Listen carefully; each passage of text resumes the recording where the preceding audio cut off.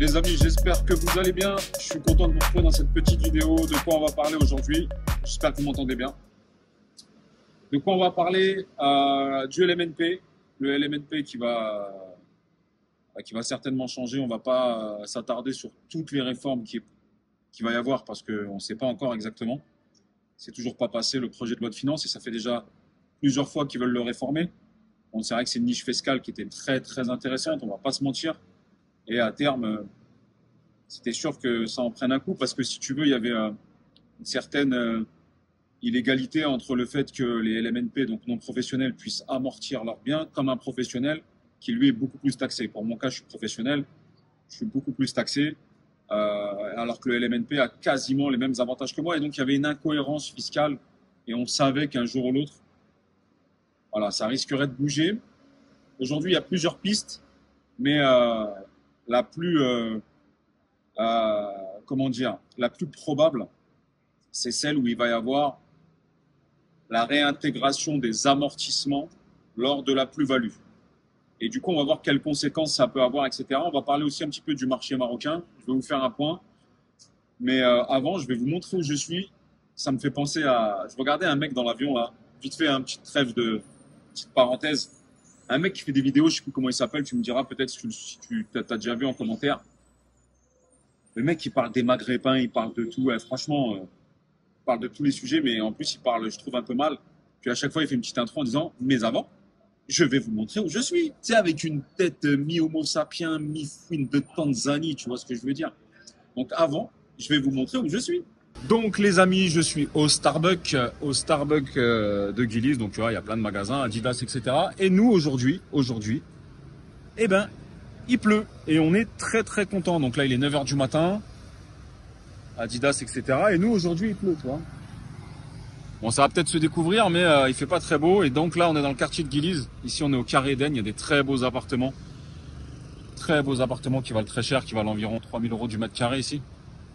Et il faut savoir que c'est un quartier ici, Guilis, qui est l'un des plus demandés en location courte durée Airbnb. Tout simplement parce que tu n'as pas besoin de voiture, tu n'as besoin de rien. Et il y a tout. Donc voilà, si tu as reconnu la ref, tu me diras en commentaire qui c'est, je ne me rappelle plus. Mais j'ai regardé ça, récemment j'ai pris l'avion. Et tu sais, j'ai YouTube Premium, donc j'enregistre des vidéos. Et j'avais cette suggestion et j'ai regardé, ça m'a fait marrer. Un peu facho, mais il était quand même marrant. Il était marrant, il n'avait pas l'air méchant. Bref, revenons à nos moutons. L'immobilier en France et le LMNP, qu'est-ce qui risque de se passer? Premièrement, il ne faut pas que ça t'empêche de continuer d'investir. Le LMNP, malgré tout, reste une des seules niches fiscales avec l'exonération de plus-value lorsque tu vends ta résidence principale. Mais il ne faut pas que ça t'empêche d'investir. D'ailleurs, je continue toujours avec Manu à t'apprendre à investir et prépare-toi pour le Black Friday. Je vais te faire quelque chose, je crois que c'est du jamais vu. Tu sais que j'aime bien casser les codes et le game. Prépare-toi, surveille ta boîte mail. Donc avant de te dire qu'est-ce qui risque de passer, on va faire un petit point très bref sur le marché marocain. Et notamment à Marrakech. On a énormément de demandes à l'agence. Effectivement, on est dans un marché haussier. On est aujourd'hui sensiblement sur une hausse annuelle minimum 10 à 15%. Et je suis gentil, sur certains biens, ça peut aller même plus. On est dans un marché haussier, clairement. Dans une bulle, je ne sais pas, mais on est dans un marché haussier. Moi, je suis un opportuniste. Et tu dois l'être aussi. Donc pour l'instant, je profite de cette opportunité pour investir. Au moment où il y aura une correction de marché, je ne pense pas que ça intervienne maintenant. Je pense que ça interviendra peut-être peu avant la Coupe du Monde ou légèrement après. Et ça sera une correction de marché qui ne sera pas énorme parce que je l'ai déjà dit, ici le marché n'est pas basé sur le crédit. Donc peu importe que les taux montent ou descendent, ça n'influe pas vraiment sur le prix. Ce n'est pas un marché qui est accolé à du crédit. 80% c'est du marché comptant. Donc c'est tout simplement un marché qui est accolé sur de l'offre et la demande. Et forcément, quand tu n'as pas de crédit, tu peux te permettre d'attendre. Donc, c'est un marché aujourd'hui d'opportunités. Et j'ai aucune honte à dire que je suis un opportuniste et tu dois l'être en business. Quand il y a un marché haussier, l'idée c'est de se placer. Et quand ça monte, eh bien, soit on vend, soit on garde. Mais en tout cas, voilà, on est sur une hausse minimum entre 10 et 15% par an. C'est ce que je constate, ça va faire 5 ans que je suis là. Donc, n'attends pas, c'est peut-être le moment pour toi d'investir. On a également ici un manque de biens sur la location de villas longue durée. Propriétaires qui nous regardaient, on est vraiment en manque de biens sur la location de villas longue durée. Souvent, c'est le même profil, c'est des gens qui viennent s'expatrier, s'immigrer ici.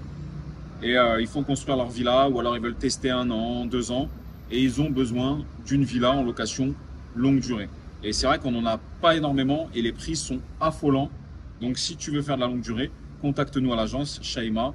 Voilà. Après, je peux comprendre la personne qui fait de la courte durée parce que en 3-4 mois de courte durée, il va faire son argent de l'année et puis en plus après, il peut en disposer le reste de l'année. Mais voilà, la location courte durée, c'est beaucoup plus de sport, alors que la location longue durée, c'est quand même beaucoup plus tranquille et beaucoup plus passif.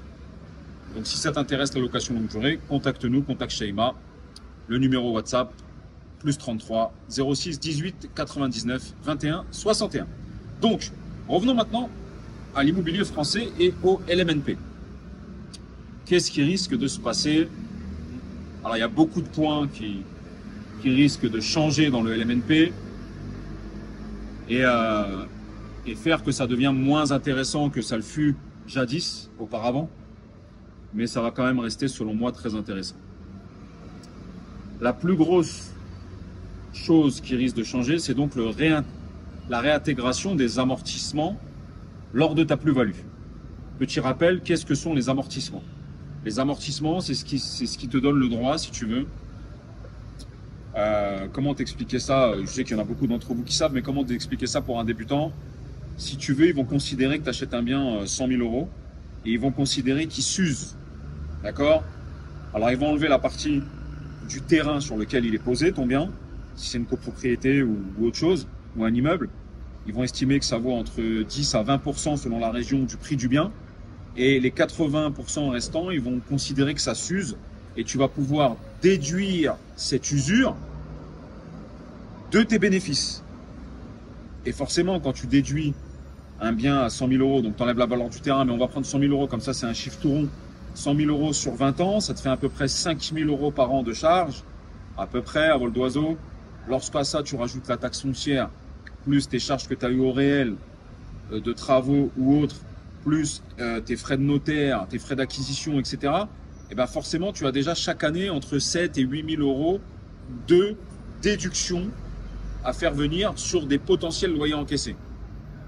C'est déjà une grosse marge de manœuvre et c'est pour ça qu'en général, on ne payait pas d'impôt en LMNP sur entre 10 et 15 ans. Donc avant, lorsque tu faisais ces déductions d'amortissement, lorsque tu vendais par exemple ce bien que tu as acheté 100 000 € et que tu le vendais 200 000 €, imaginons que tu l'avais gardé 20 ans, tu es d'accord qu'on a dit que tu avais amorti la totalité. Eh bien, la plus-value qui était comptée, c'était le prix de vente, 200 000, moins le prix d'achat, 100 000, auquel venait se greffer un forfait 7,5 pour le notaire, plus 15% pour les travaux. Donc voilà, tu pouvais déduire quasiment 120 000 €. Et donc, tu faisais 200 000 € moins les 125 000 € et tu étais taxé sur 80 000 € de plus-value. En plus de ça, tu l'avais gardé 20 ans, donc tu avais des abattements pour durée de détention. Bon, bref, tu étais très peu taxé. C'est le régime des particuliers. Mais la grosse avantage, c'est que si tu veux, pendant la durée de détention, tu avais déduit ce bien. Et si tu veux, en vrai, quand on regarde de façon objective, c'est vrai que c'était un avantage. Alors, on en a tellement peu qu'il était bienvenu cet avantage. Mais c'est vrai que c'était un avantage énorme, puisque tu n'étais taxé que sur la plus-value entre le prix d'achat, entre le prix de vente moins le prix d'achat plus le forfait travaux et notaire, mais tu avais amorti. Donc fiscalement, ton bien, au bout de 20 ans, tu avais déduit 5 000 € par an, ce qui t'avait permis de ne pas payer d'impôts, et fiscalement, il valait zéro. Et donc maintenant, ce qui est très probable et ce qui risque de se passer, c'est qu'ils veulent réintégrer cet amortissement dans la plus-value. Reprenons le même cas, tu vends au bout de 20 ans. Donc tu as amorti ton bien totalement. Il vaut zéro. Tu le vends 200 000. Eh bien, eux, ils veulent maintenant que ta plus-value soit la différence entre ton prix de vente, moins ton prix d'achat initial, plus le forfait, travaux et notaire, moins les amortissements. Donc reprenons notre cas, tu vends 200 000, tu as acheté 100 000, plus le forfait, travaux, 15% et notaire, 7,5. Donc pour eux, tu as acheté 125 000 €, mais tu as amorti 100 000 € depuis 20 ans. Donc on revient réintégrer les amortissements. Donc les 125 000 moins les 100 000 d'amortissement. Donc ton bien, tu as une plus-value, 200 000 moins 25 000 €. Et donc tu serais taxé sur 175 000 €. Et là, c'est plus la même histoire, effectivement. Tu auras certainement toujours les abattements pour durée de détention, puisque tu feras partie du régime des particuliers. D'accord? Donc ça reste intéressant. Mais évidemment, c'est plus du tout la même salade. Donc, comment contrer ça? Selon moi, maintenant, lorsque vous allez acheter en LMNP, eh bien, il faudra vraiment prévoir du long terme.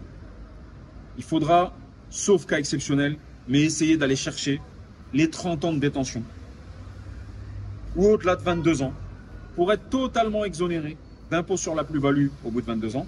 Et donc, tu aurais juste la CSG-CRDS à payer, d'ailleurs, qui sera réduite. Hein.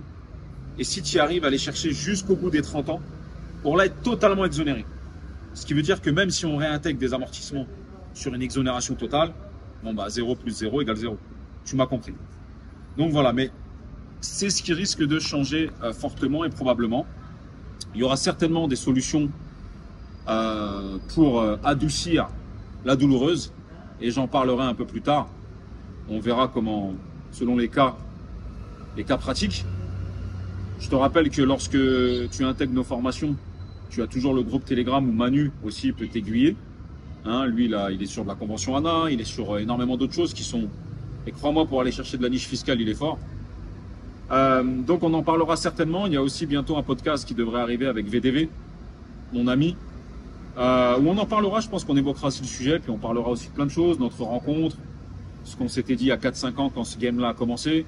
Je vais continuer aussi à vous montrer du Maroc, Marrakech. J'ai prévu de faire un tour IMO dans tout le Maroc, vous montrer différentes villes.